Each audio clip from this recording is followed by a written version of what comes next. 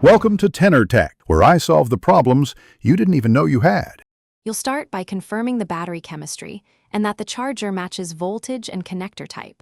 Once confirmed, disconnect the battery from the bike if removable and inspect for damage.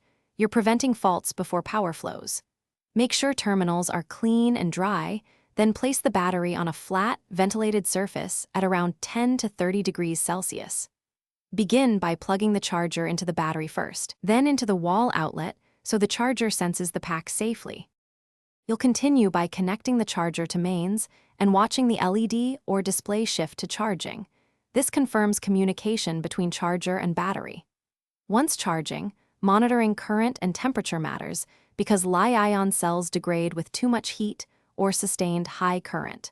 If your charger lets you select current, choose a safe rate recommended by the manufacturer.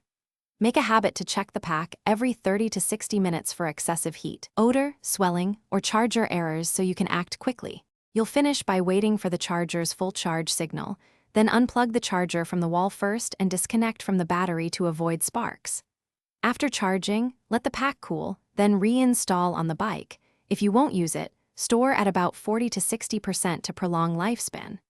If charging fails, troubleshoot.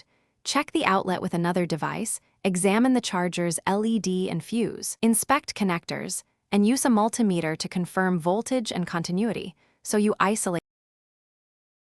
Thanks for watching. Subscribe to keep your life in tune.